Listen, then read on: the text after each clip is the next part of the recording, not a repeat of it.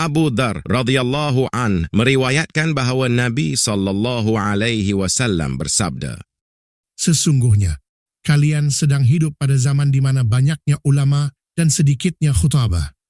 Sesiapa yang meninggalkan 1/10 daripada apa yang diketahuinya akan binasa. Akan tiba suatu zaman ke atas manusia, di mana sedikitnya ulama dan banyaknya khutabah. Sesiapa yang berpegang teguh pada 1/10 daripada apa yang diketahuinya akan masih selamat." Jangan sesekali memandang hadis fitan begini sebagai pemutus harapan.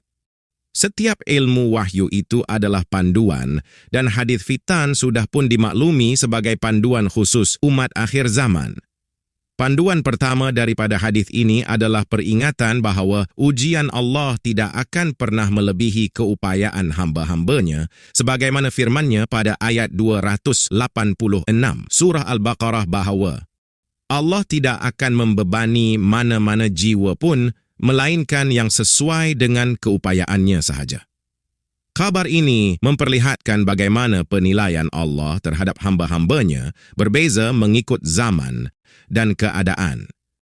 Saat kekuatan Islam kian luntur, ketika kejahilan, dosa dan penindasan bermunculan, sedang sokongan kian tipis, amat penting untuk kita menyedari bahawa kekurangan umat ini akan dimaafkan. Namun kelembutan ini hanya tersedia untuk keterbatasan, tidak termasuk sebarang bentuk kelalaian.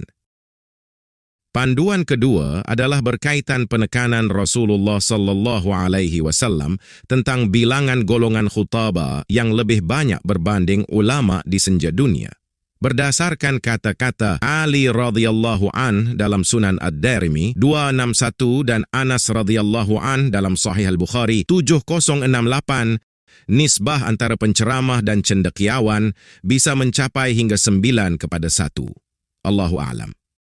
Malahan, hadis ini juga menonjolkan peranan mereka yang sebenarnya berbeza, terutamanya pada era di mana perganjakan cara hidup masyarakat telah mengaburinya.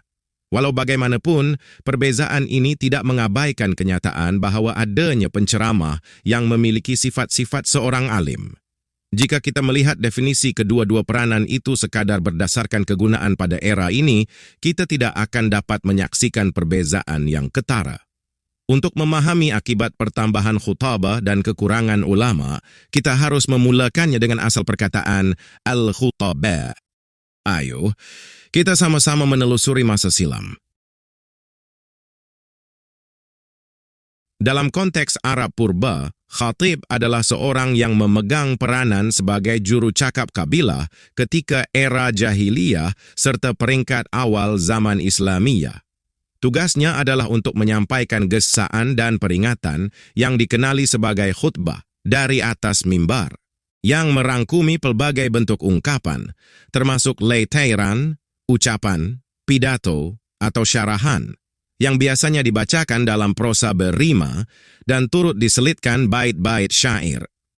Dan asal perkataan khutbah dikatakan bermula dengan penyataan si khatib yang bijak melontarkan prosa indah untuk meraihkan segala bentuk kelebihan dan pencapaian anggota kabilah masing-masing, selain merendah-rendahkan kelemahan serta kerugian seteru-seteru mereka.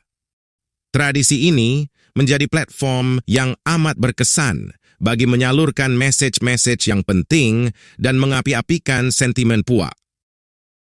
Kedatangan Nabi Muhammad SAW telah membawa revolusi kepada khutbah yang sudah pun lama menjadi warisan bangsa Arab.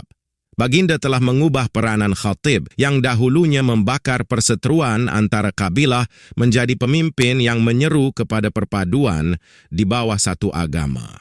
Serta daripada penyampaian mesej sempit yang hanya berkisar pada kepuakan kepada ilmu bermanfaat yang bersifat universal.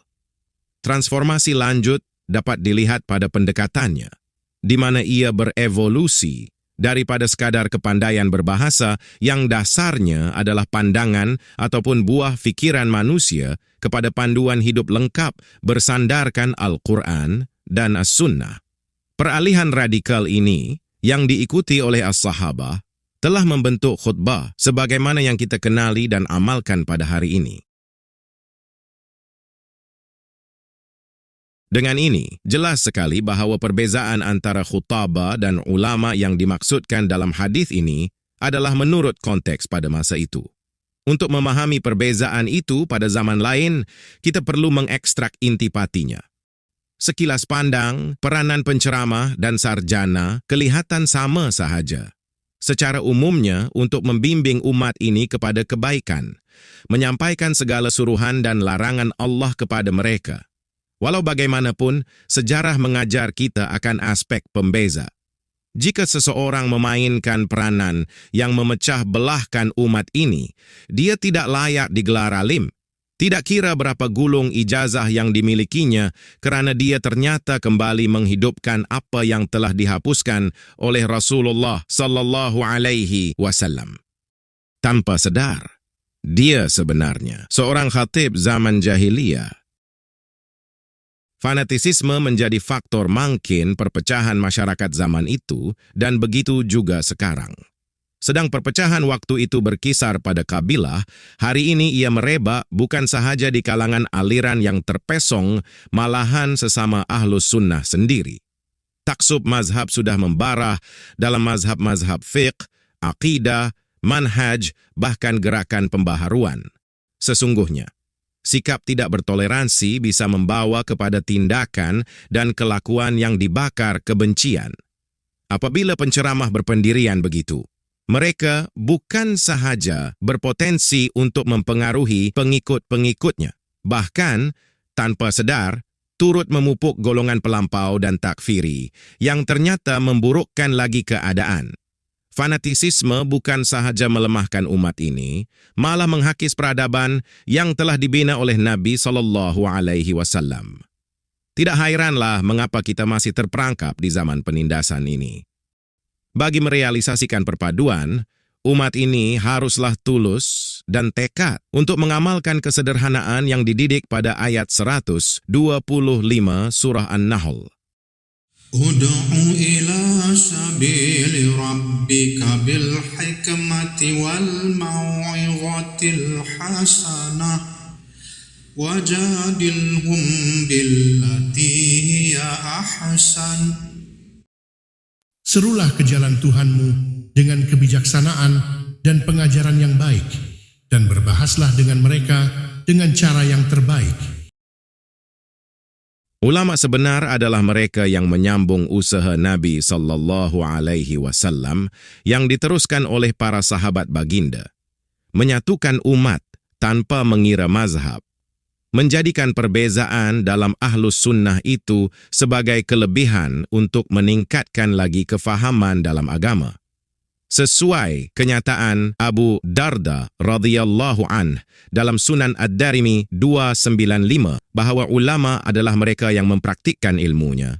Mereka itu sudah tentulah mengamalkan ayat 103 surah Ali Imran yang mengatakan, "Berpegang teguhlah kalian semuanya pada tali Allah, dan janganlah berpecah belah," dan tunduk kepada amaran Tuhan mereka pada ayat 85 surah Al-Baqarah yang mempersoalkan, "Apakah engkau beriman kepada sebahagian isi Alkitab, tetapi ingkar kepada yang lainnya?"